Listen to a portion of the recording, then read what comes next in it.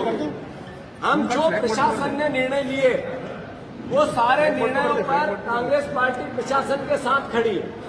हम जागरूकता अभियान, जन जागरण अभियान, सरकार ने ऑटो मूट पर इस बीमारी को छोड़ दिया है।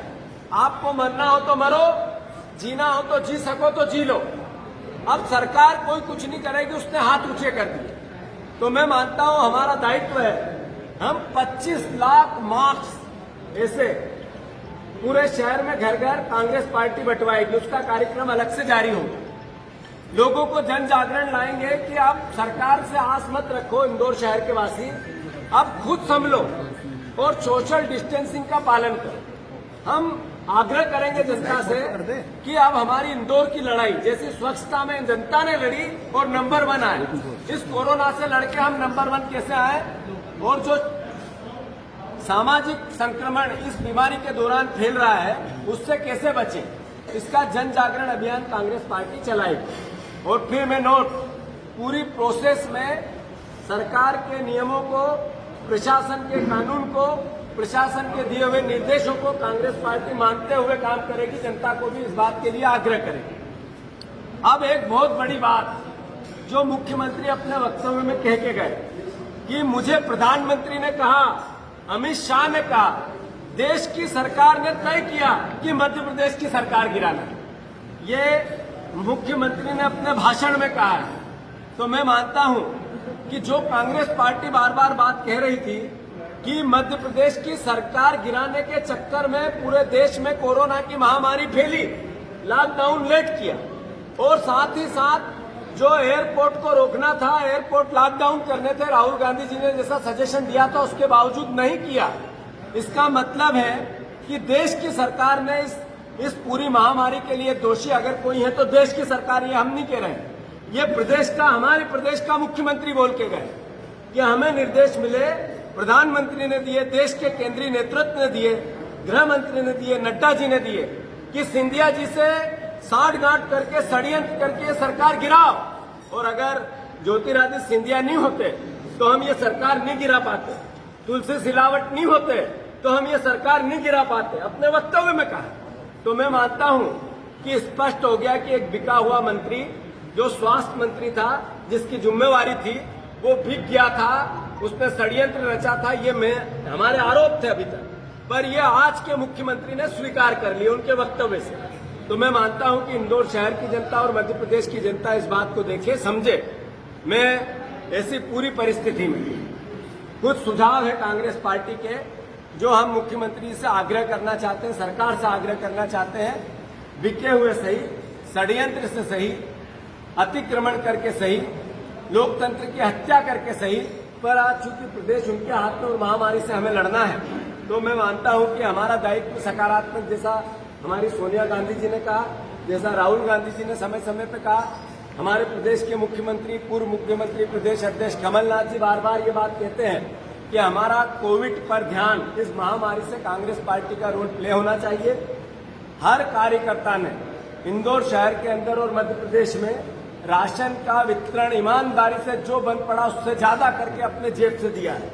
सरकार ने अपने राशन का वितरण जितना किया वो भारतीय जनता पार्टी के कार्यकर्ता और नेताओं से करवाया। हमारी पार्टी ने सारे संजय शुक्ला, विशाल पटेल, सत्यनारायण पटेल, विनय बाकलीवाल और जो भी कार्यकर्ता जिसको जिसको जहां जिम्मेवारी दी थी, सब ने पॉजिटिविटी से लोगों की राशन की व्यवस्था की, शासन के नियमों को पाला और आगे भी हम पालते रहेंगे। मैं मानता हूं कि ऐसे ही जन जागरण हम समाज में कैसे हो और कोरोना की इस फाइट से समाज कैसे लड़ सके। सरकार फेल हो गई और साथ ही साथ प्रशासन, इंदौर जिला प्रशासन, चूंकि मुख्यमंत्री ने आनंद फानंद प्रशासन के अधिकारी बदले और इंदौर शहर में कोरोना की महामारी उससे बढ़ी। जो कलेक्टर भेजा उन्होंने, उसने कहा कि एयरपोर्ट के रास्ते से कोरोना इंदौर में प्रवेश किया और यही बात हमारे मुख्यमंत्री ने भी कल कही। तो मैं मानता हूं कि इन दोनों ने मिलकर कहा कि केंद्र सरकार फेल हुई, उन्होंने ध्यान नहीं दिया, इसलिए कोरोना का संकट इंदौर शहर और मध्य प्रदेश में आया। ये सब बातें ये बताती है कि मध्य प्रदेश की सरकार, इंदौर का प्रशासन, देश की सरकार इस महामारी के लिए दोषी भी है और सारा इनकी अपरिपक्वता और लापरवाही लोगों की जान माल के लिए उत्तरदायित्व है। पर कांग्रेस पार्टी इस पर दोषारोपण में नहीं जाना चाहती। यहां से आगे हम फिर सरकार के साथ हैं, हर निर्देश को मानेंगे, लॉकडाउन का पालन करवाएंगे, जनता को जनजागरण कराएंगे और 25 लाख मास्क पहले चरण में पूरे इंदौर के घर घर चौराहे चौराहे कांग्रेस पार्टी वितरित करेगी, ये हमने तय किया है। साथ ही जैसा मुख्यमंत्री जी का मोटिव था, कोरोना तो एक बहाना था, पर सांवेर चुनाव जीतना मेरा मुख्य उद्देश्य था। ये बात भी उन्होंने उनके भाषण में कही कि अगर तुलसी सिलावट वापस चुनाव नहीं जीते तो मैं मुख्यमंत्री रहूंगा क्या? अगर नहीं रहूंगा तो मैं ताकत से मुख्यमंत्री जिसे सारी कांग्रेस पार्टी इंदौर की, हमारे जिले की आदरणीय रामेश्वर पटेल जी के नेतृत्व में दृढ़ संकल्प लेती है कि सांवेर का चुनाव, लोकतंत्र की हत्या का चुनाव, लोकतंत्र के सम्मान के लिए कांग्रेस पार्टी को जीतना है। इसके लिए भी हम दृढ़ संकल्पित हुए हैं। तुलसीराम सिलावट या बिकाऊ राम मिलावट हर हालत में चुनाव नहीं जीतने देंगे। ये हम सब प्रतिज्ञा लेते हैं एक एक कांग्रेस जन के साथ, एक एक सांवेर की विधानसभा के चुनाव के परिवार के साथ। मैं मानता हूं इस बार उन्होंने एक वक्तव्य दिया, मंत्री जी ने ये कहा कि बीजेपी में संगठन चुनाव लड़ता है और कांग्रेस में व्यक्ति चुनाव लड़ता है। 40 साल ये व्यक्ति लड़ते रहे और संगठन का अपमान करते रहे। वो एक एक संगठन का कार्यकर्ता इनसे बदला लेगा और इस बार संगठन चुनाव कांग्रेस पार्टी का एक एक कार्यकर्ता लड़ेगा और सांवेर का चुनाव हम जीतेंगे, हर हालत में जीतेंगे, 1,00,000% जीतेंगे। इस वचन के, इस दृढ़ संकल्प के साथ आगे बढ़ेंगे। फिर से सभी इंदौर प्रशासन से अनुरोध है कि सख्ती से नहीं, समन्वय से काम लें। जिस तरीके से कांग्रेस के कार्यकर्ताओं पर दमन चालू किया है, FIR चालू की है, उन पर मुकदमेबाजी चालू की है, अलग अलग जगह सांवेर में लोगों को दबाया जा रहा है। अगर इंदौर प्रशासन ऐसा काम करता रहेगा तो मैं बताना चाहता हूं खासकर कलेक्टर को और IG को, पुलिस विभाग को, कि ये हरकत अगर आपने एक भी कार्यकर्ता के खिलाफ द्वेष भावपूर्ण की तो कांग्रेस पार्टी पूरी आप सबके सामने खड़ी है। एक कार्यकर्ता को किसी प्रकार का किसी भी रूप में आपने पीड़ित किया तो आप प्रशासन के नौकर हैं, पार्टी के नौकर नहीं है। ये गलती अगर होगी तो आपको भुगतना पड़ेगा। ये कांग्रेस पार्टी आपसे आग्रह कर रही है, प्रार्थना कर रही है, हाथ जोड़ के कर रही है। तो मैं मानता हूं कि कोरोना की इस महामारी में कांग्रेस पार्टी पॉजिटिविटी से जनता के साथ है, सरकार के साथ है, प्रशासन के साथ है और हम हमेशा इस महामारी से हम निपटे, इसके लिए वचनबद्ध और काम करते हैं। शिवराज का ऑडियो वायरल हुआ है, इसको लेकर विधि विशेषज्ञों से सलाह कर रहे हैं। हम इसको सुप्रीम कोर्ट में भी ले आने की कोशिश कर रहे हैं और हो सकेगा तो राष्ट्रपति के सामने भी शिकायत करेंगे, क्योंकि ये जो साजिश और षड्यंत्र रचा है ये आपराधिक कृत्य संविधान के विरुद्ध है। संविधान के अंदर इन्होंने स्पष्ट रूप से उल्लेखित कर दिया है कि हमारे केंद्र सरकार के इशारे पर हमने सरकार गिराई, तो एक चुनी हुई सरकार को गिराना अपराध की श्रेणी में आता है। इसको लेकर हम कोर्ट भी जाएंगे और राष्ट्रपति के सामने भी गुहार लगाएंगे। मतलब 1 मिनट, ये जो इन्होंने बात कही बहुत महत्वपूर्ण है। मैं पूरा होता आप दोहरा दीजिए। कांग्रेस पार्टी ने ये निर्णय लिया है कि एक मुख्यमंत्री ने ये स्वीकार किया कि देश की सरकार ने कहा कि आपकी सरकार गिराना है। ये विधि विशेषज्ञों से बात करके सुप्रीम कोर्ट भी कांग्रेस पार्टी इसमें जा सकती है या व्यक्तिगत भी कोई व्यक्ति इसमें जा सकता है कि देश की सरकार ने प्रदेश की सरकार गिराई, ये मुख्यमंत्री ने स्वीकार किया। मैं मानता हूं बहुत गंभीर अपराध है। हाँ,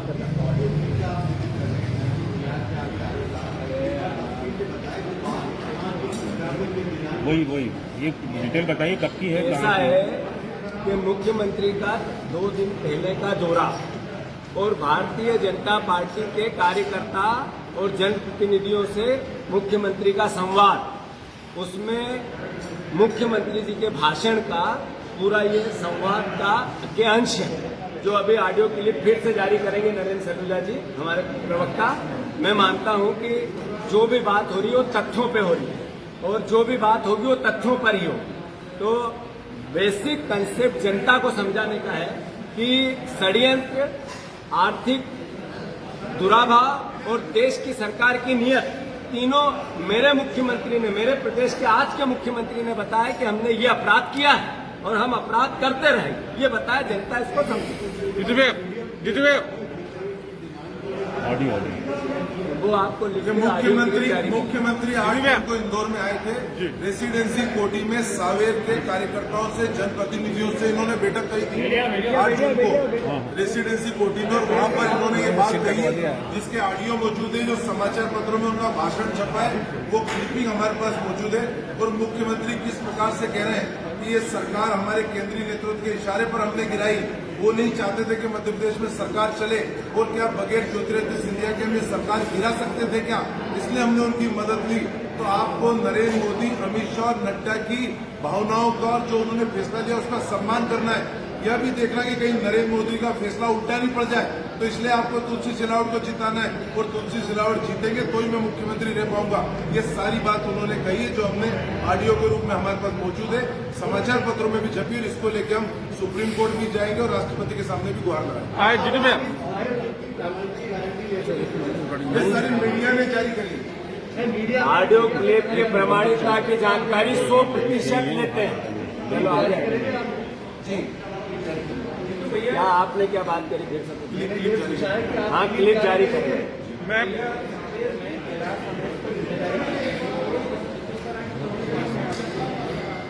मैं समझता हूँ ये जो चुनाव है, ये चुनाव है जनता वर्सेस षड्यंत्रकारी। ये चुनाव है एक बीते हुए मंत्री वर्सेस जनता का। ये चुनाव है कांग्रेस पार्टी के एक एक कार्यकर्ता और जनता के साथ भारतीय जनता पार्टी। तो मैं मानता हूँ कोई चुनौती ऐसी नहीं होती है जिसको जीत नहीं सकते हैं। मैंने जब कहा कि ये चुनाव 2,00,000% कांग्रेस पार्टी जीतेगी, इसका मतलब है कोई प्रभारी बन जाए हम ही जीतेंगे। ऋतु में हाटपिपलिया विधानसभा सीट को लेकर किसान लगातार आक्रोशित हो रहे हैं, और वहाँ के पूर्व मंत्री दीपक जोशी भी लगातार नाराज है। कोई संपर्क है क्या आप लोगों का? इन सब बातों के संपर्क की बात या किसानों के आक्रोश की बात जग जाहिर है। मीडिया हमसे ज्यादा, विपक्ष से ज्यादा इस बात को हाईलाइट कर रहा है कि इस सरकार ने जितने भाषण दिए, जितने विज्ञापन दिए, जितने संदेश मुख्यमंत्री ने दिए, उसके विपरीत किसान बुरी तरीके से परेशान हो रहा है।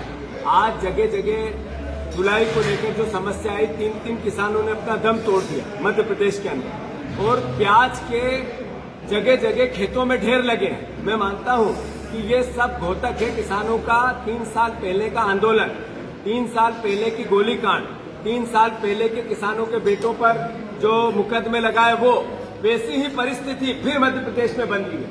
और मुख्यमंत्री तानाशाह तरीके से शासन चलाना चाहते हैं, अपने जनप्रतिनिधियों से मिलकर संवाद करके एकता की बात करना और कोविड से लड़ने की बात करना चाहते हैं। अपने आप में बताता है कि हताश और निराश लोगों की मंडली सरकार में बैठी है, और ये सरकार 3 महीने 4 महीने की सरकार है।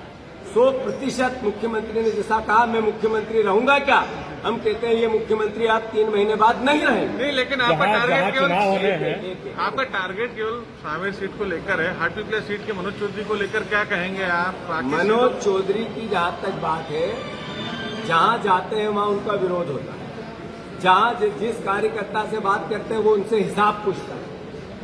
मनोज चौधरी 25,000 वोट से ऊपर चुनाव हारे, थोड़े बहुत वोट से नहीं हारे, 25,000 वोट से ऊपर मनोज चौधरी चुनाव हारेंगे। ऐसे ही मालवा की सारी सीटें कांग्रेस पार्टी जीतेगी। ऐसे ही पूरे प्रदेश की 24 सीटों में से 1-2 सीट को छोड़ के सारी सीटें, 1-2 भी हम इसलिए नहीं कह रहे हैं कि चुनाव के बाद क्या हो, लगभग सीटों पर कांग्रेस पार्टी के पक्ष में माहौल है। मैं मानता हूं कमलनाथ जी का व्यक्तित्व, उनका 1.5 साल 15 महीने का कार्यकाल बनाम 15 साल का कार्यकाल, ये सब इस बात का घोतक है कि कांग्रेस एक सीट जीतेगी। जहां चुनाव हो रहे हैं ऋतु भाई, जहां चुनाव हो रहे हैं वहां क्या बीजेपी के बागियों से संपर्क कर रहे हैं, उन्हीं को टिकट देंगे या कांग्रेस को ही मैदान में टिकट कांग्रेस का कार्यकर्ता और क्षेत्र की जनता कहेगी उसको देंगे। अल्टीमेटली चुनाव हम जीते, सबसे पहली प्रायोरिटी उसकी है, और कार्यकर्ता और जनता को भरोसे में लेके आगे बढ़ेंगे। मैं मानता हूं कि जहां जहां ऐसे टिकट होंगे यही जीत का आधार होता है, और ये होगा।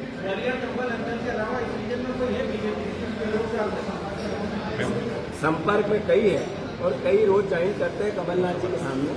धीरे धीरे रोज सिलसिला चलेगा, बढ़ेगा, पर हम चुन के तय करेंगे किसको लेना और किसको नहीं लेना।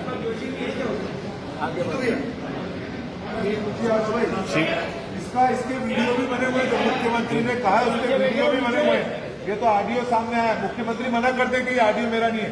इसमें 25 मोबाइल में कम से कम वीडियो बने, वक्त में वीडियो भी जारी करेंगे। पहले मुख्यमंत्री मना करते हैं मेरा ऑडियो नहीं है, हम इसका वीडियो भी जारी करेंगे। कर दो आप ये समय पे कैसे कर सकते हैं?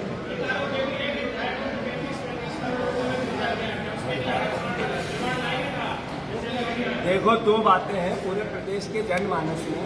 एक परिवार के, वो चाहे बीजेपी का कार्यकर्ता क्यों ना हो, जर्नलिज्म का एक साथी क्यों ना हो, एक वो व्यक्ति जो मध्य प्रदेश का रहवासी है, उसको ये एहसास हो गया है कि बिना पैसे में ये काम नहीं होगा। 35 करोड़ से 50 करोड़ के अलग अलग लोगों से अलग अलग डील हुई।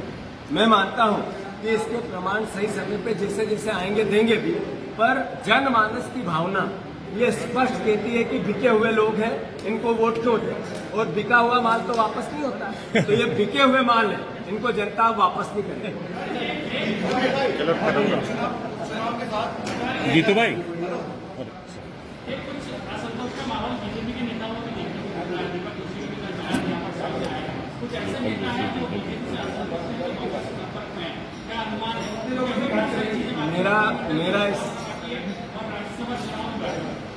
मेरा स्पष्ट मानना है कि भारतीय जनता पार्टी का भी ईमानदार कार्यकर्ता इस भारतीय जनता पार्टी के कर्ज से दुखी है, लोकतंत्र की हत्या से दुखी है। जो लोग लगातार उनके खिलाफ कई सालों तक लड़ते रहे, अब उन्हीं को उनके सर पे बिठाना, ये अपने आप में किसी भी पार्टी के ईमानदार और जमीर वाले कार्यकर्ता के लिए थोड़ा असहज होता है।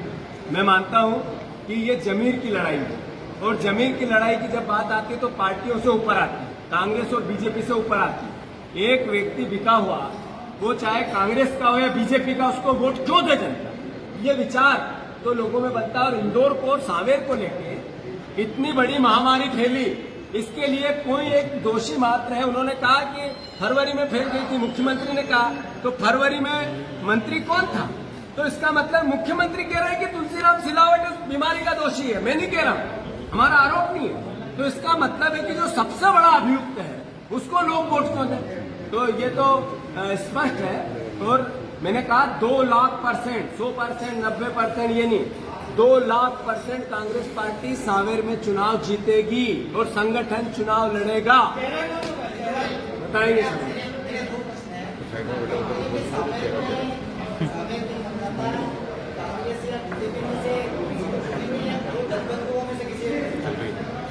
ये न्याय को चुने, नैतिकता को चुने, मर्यादा को चुने, और बिके हुए माल को नहीं चुने।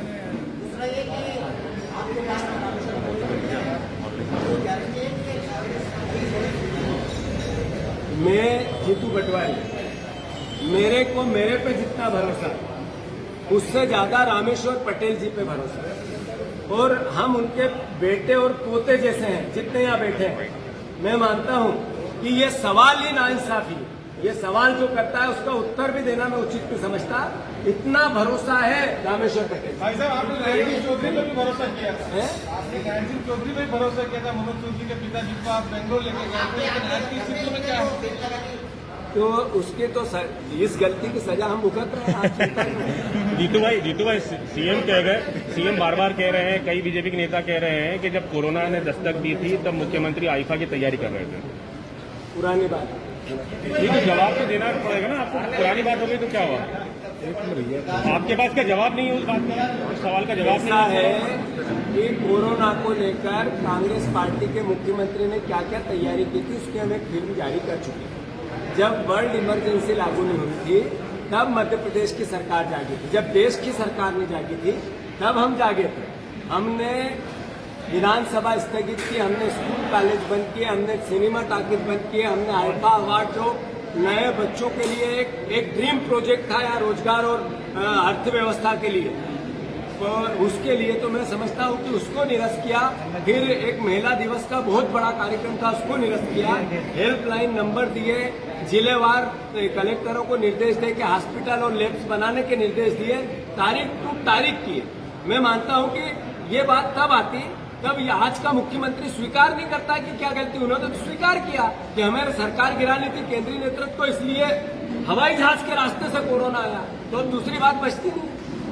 सिंधिया पूरी कहानी का केंद्रीय किरदार है, जो सत्ता पलट हुआ है, सिंधिया का पक्ष नहीं करेंगे। मैं मानता हूं कि शिवराज सिंह चौहान भारतीय जनता पार्टी के नेता, मुख्यमंत्री, प्रदेश के मुख्यमंत्री, हमारे राजनीतिक विरोधी, हमारा व्यक्तिगत दुराभाव उनसे एक क्षण भी नहीं, हमारे दुश्मन नहीं है। ऐसे ही ज्योतिरादित्य सिंधिया हमारे राजनीतिक शिवराज और बाकी नेता एक जगह, उनका भगवान भला करे, उनको शांति दे, सद्भावना उनके प्रति हमारी सद्भावना है कि उनका सम्मान जितना इधर था उससे आधा ही उनको मिलता है, बस इतना ही निवेदन। मेरा क्वेश्चन लोगे ये उपचुनाव के साथ साथ राज्यसभा चुनाव भी है, अभी आप पहले उसके पहले जाके सरकार सीट तो आप 2 सीट जीतने की स्थिति में है, बाकी एक आपकी सेफ सीट है, एक पे या फिर वो फाइट करेंगे। ये राज्यसभा को लेकर पार्टी ने अपनी लाइन तय की। मैं मानता हूँ कि ऐसी परिस्थिति में जितने वोट के आधार पर कैंडिडेट का चयन हो, तो पार्टी ने जो लाइन की उस पर कांग्रेस पार्टी ने स्पष्ट। चलो धन्यवाद।